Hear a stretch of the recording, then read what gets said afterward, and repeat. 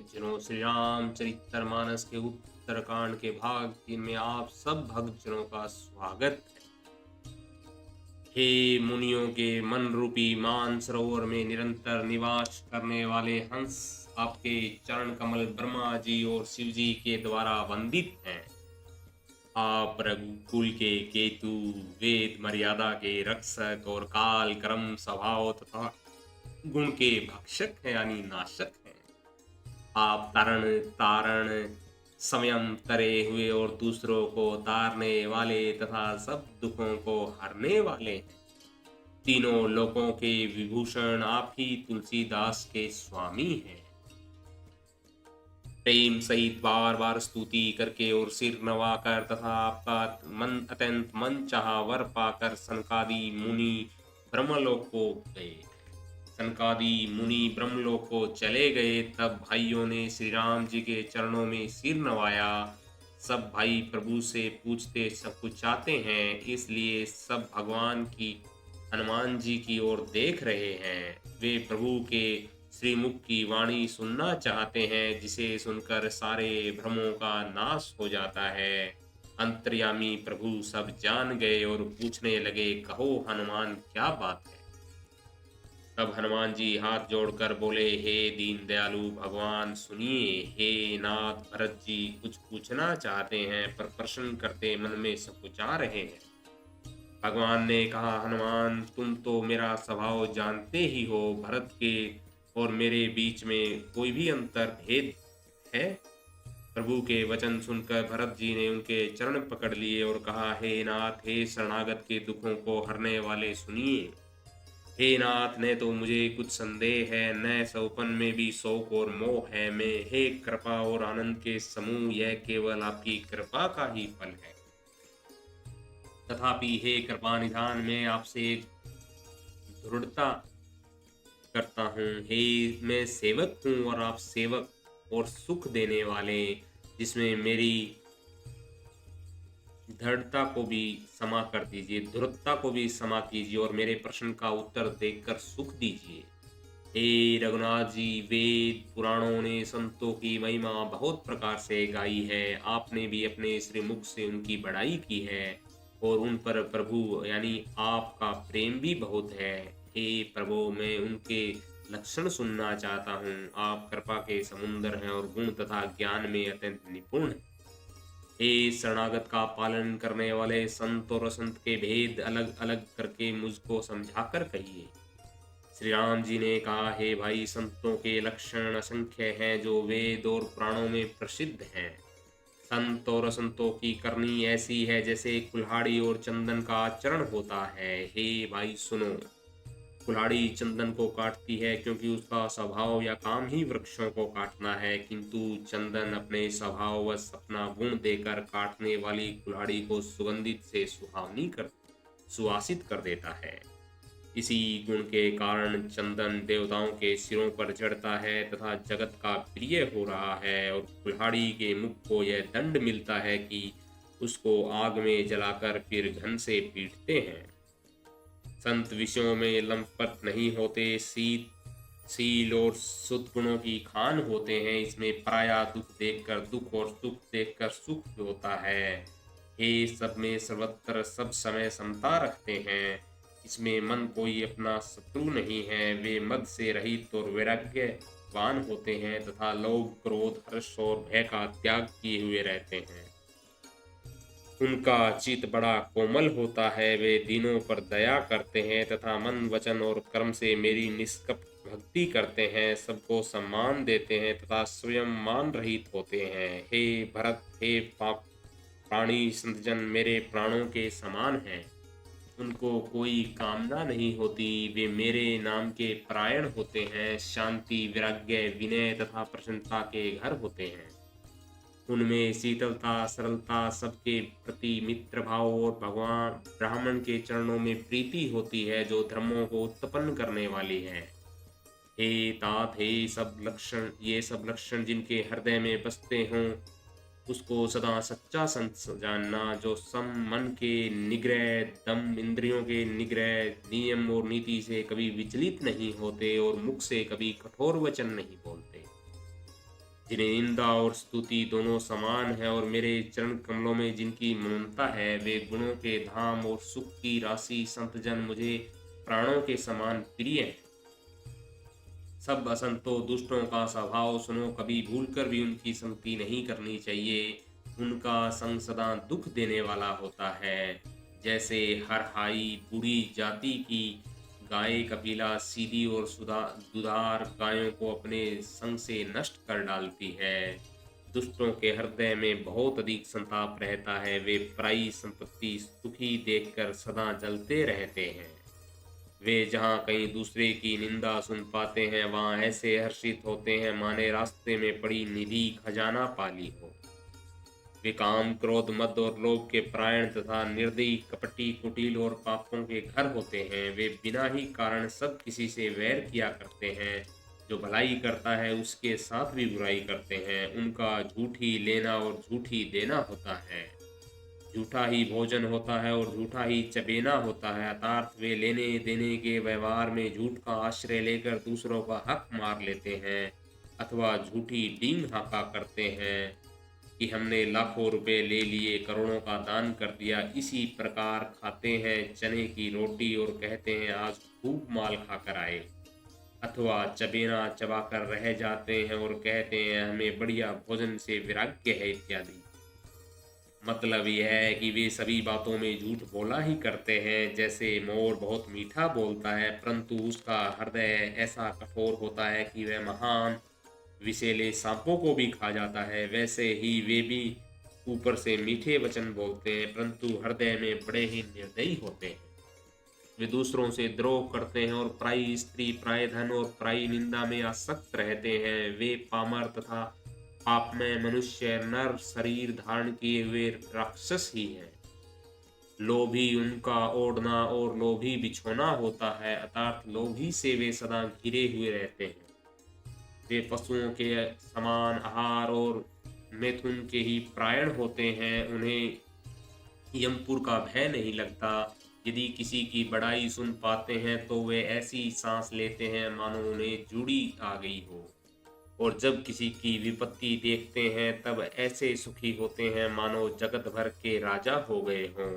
हे सो स्वार्थ प्रायण परिवार वालों के विरोधी, काम और लोभ के कारण लंपट और अत्यंत क्रोधी होते हैं।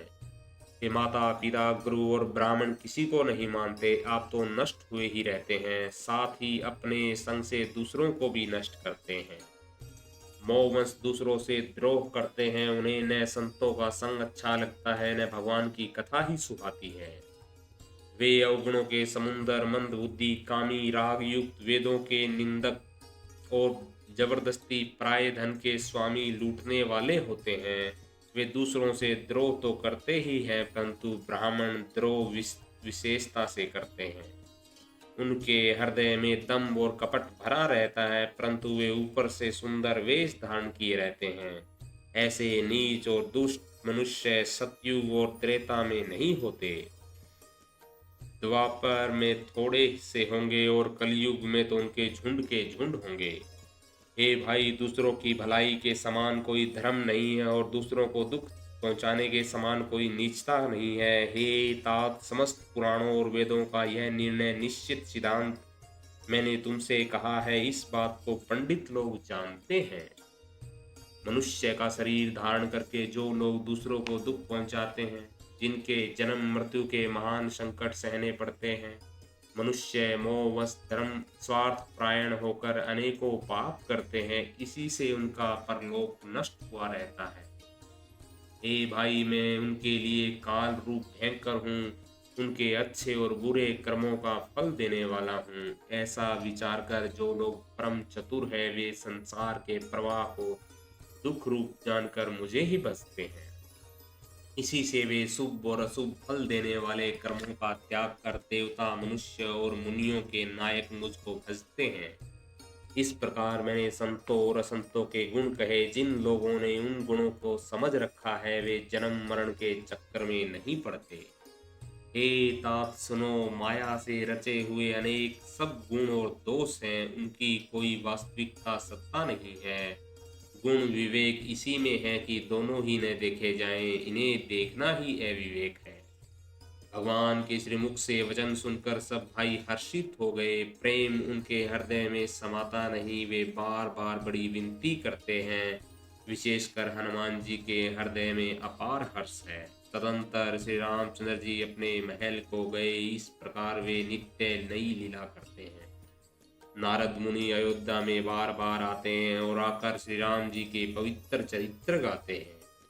मुनि यहाँ से नित्य नए नए चरित्र देख कर जाते हैं और ब्रह्मालोक में जाकर सब कथा कहते हैं।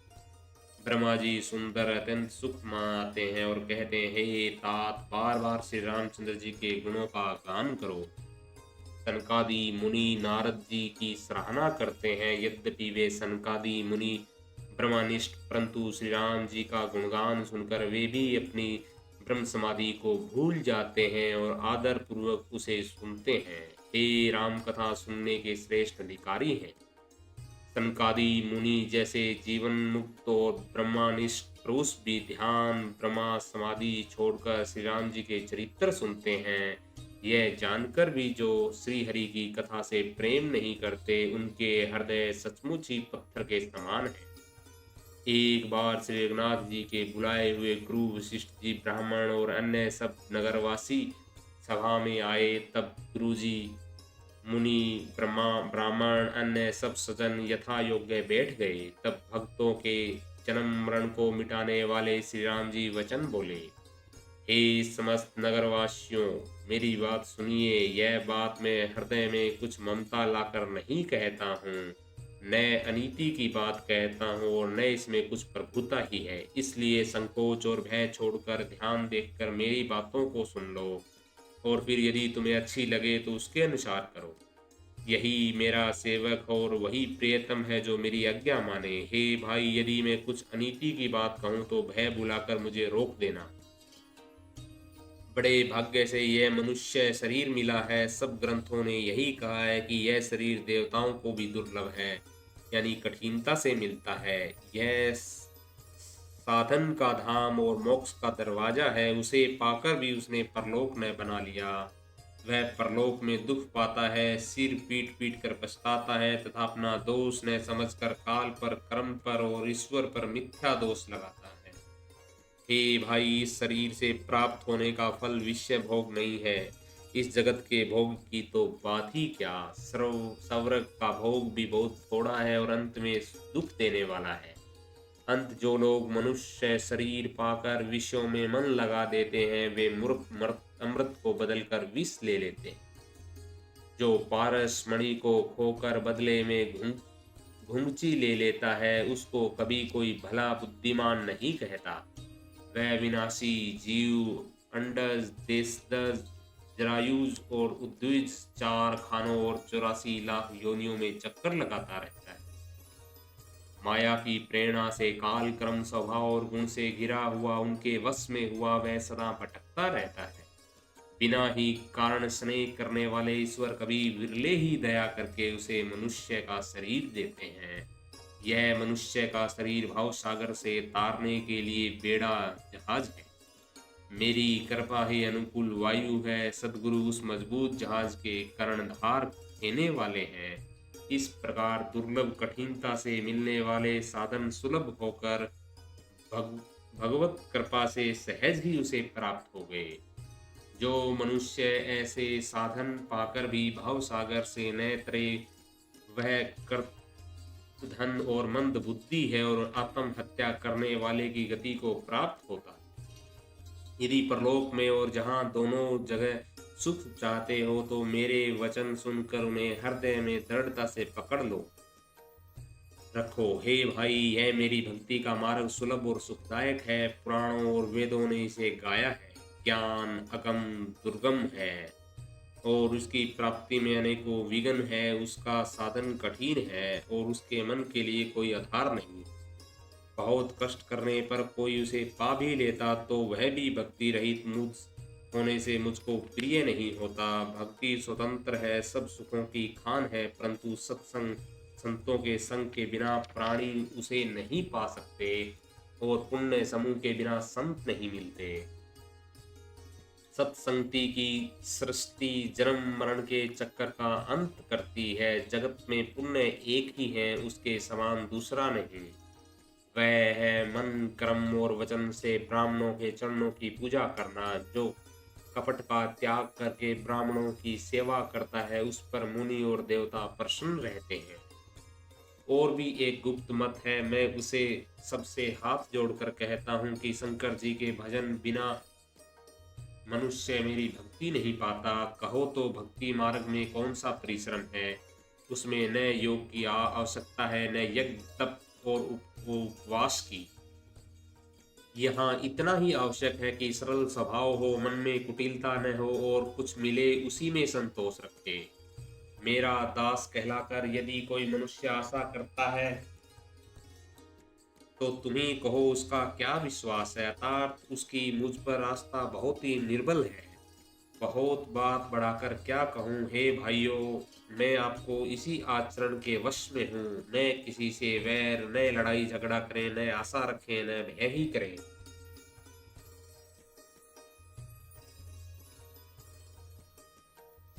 उसके लिए सभी दिशाएं सदा सुखमयी है।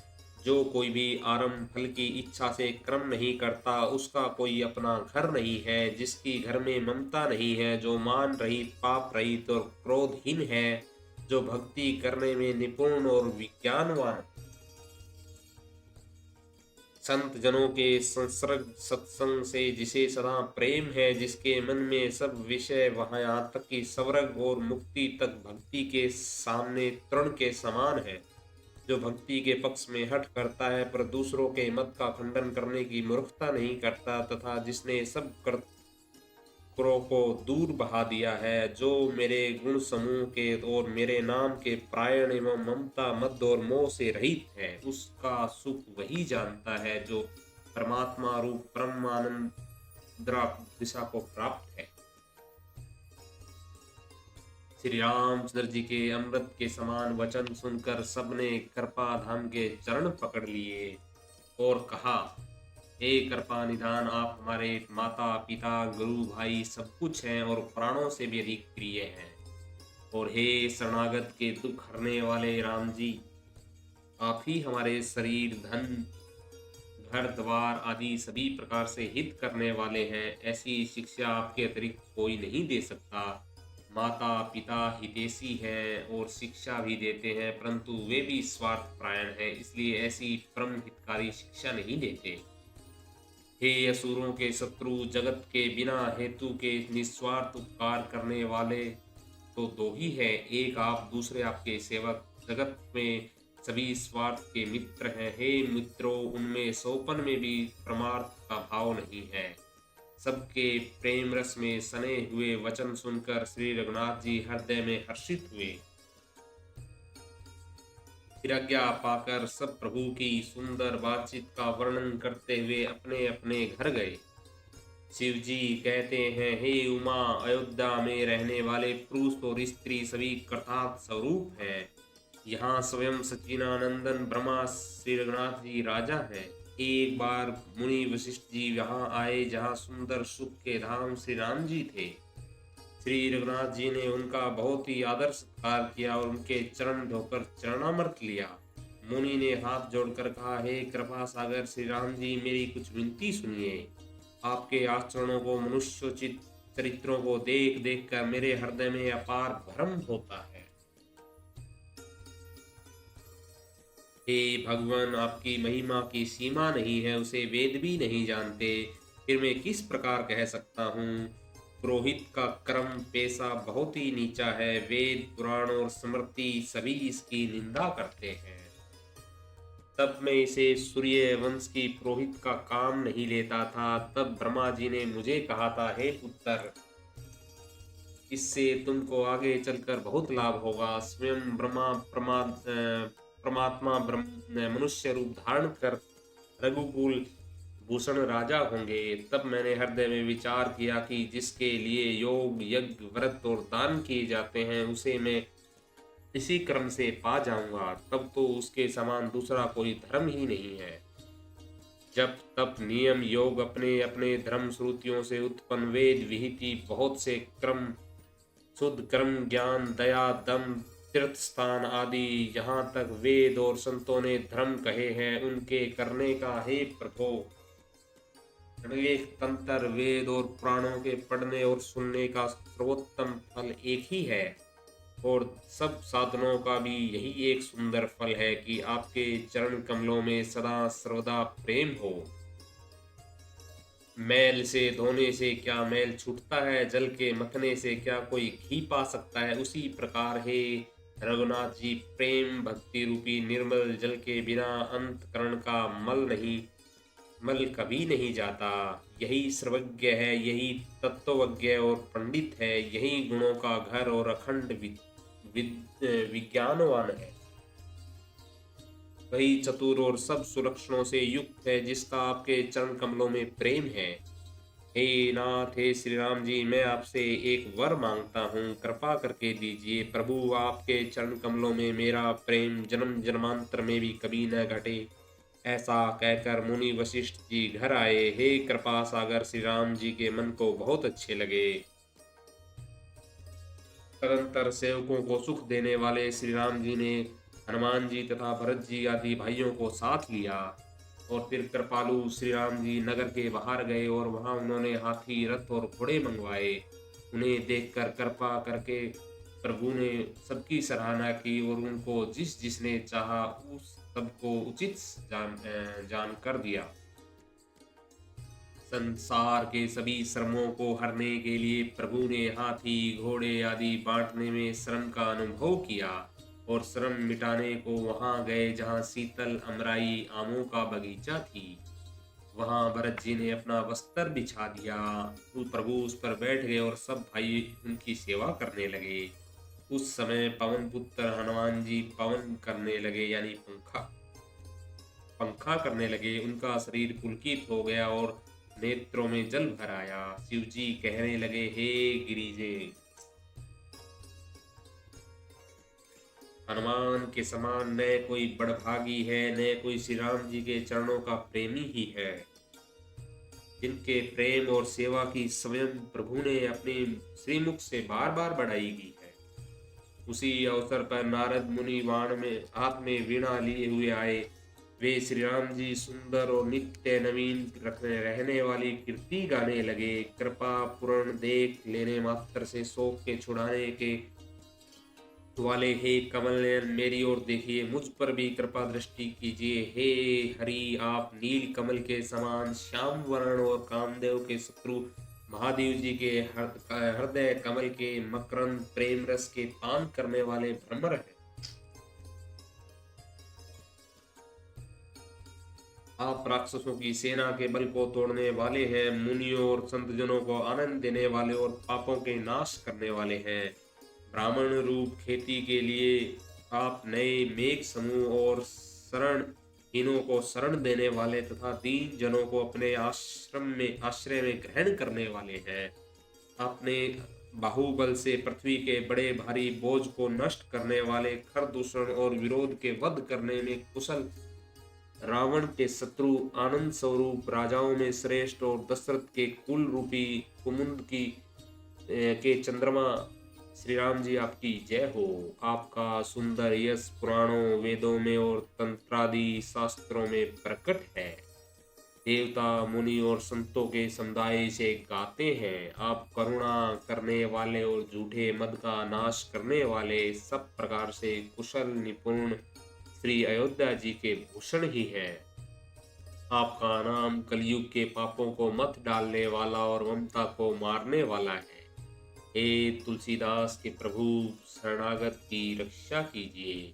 श्री रामचंद्र जी के गुण समूह का प्रेम पूर्वक वर्णन करके मुनि नारद जी शोभा के समुद्र प्रभु को हृदय में धरकर वहां ब्रह्मलोक है वहां चले गए। शिव जी कहते हैं, हे गिरिजे सुनो, मैंने यह उज्जवल कथा जैसी मेरी बुद्धि थी वैसी पूरी कह डाली। श्री राम जी के चरित्र 100 करोड़ अपार है, श्रुति और शारदा भी उनका वर्णन नहीं कह सकते। भगवान श्री राम अनंत, उनके गुण अनंत हैं, जन्म कर्म और नाम भी अनंत है। जल की बूंदें और पृथ्वी के रज कण चाहे गिने जा सकते हो, श्री रघुनाथ जी के चरित्र वर्णन करने से नहीं चूकते। यह पवित्र कथा भगवान के परम पद को देने वाली है, उनके सुनने से अविचल भक्ति प्राप्त होती है। हे उमा, मैंने यह सब सुंदर कथा कही जो काकभूषण जी ने गरुड़ जी को सुनाई थी, जो श्री राम जी के कुछ थोड़े से गुण बखान कर कहे हैं। हे भवानी, सो कहो, अब और क्या कहूँ। श्री राम जी की मंगलमयी कथा सुनकर पार्वती जी हर्षित हुई और अत्यंत विनम्र और कोमल वाणी से बोली, हे त्रिपुरारी, मैं धन्य हूँ जो मैंने जन्म मृत्यु के भय को हरने वाले श्री राम जी के गुण चरित्र सुने।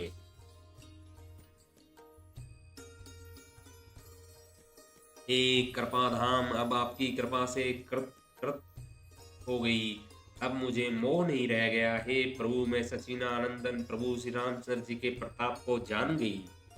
हे नाथ, आपका मुख रूपी चंद्रमा श्री रघुवीर की कथा रूपी अमृत बरसाता है। हे मति धीर, मेरा मन कर्ण पुटों से उसे पीकर तृप्त नहीं होता। श्री राम जी के चरित्र सुनते सुनते जो तृप्त हो जाते हैं, बस कर देते हैं, उन्होंने तो उसका विशेष रस जाना ही नहीं।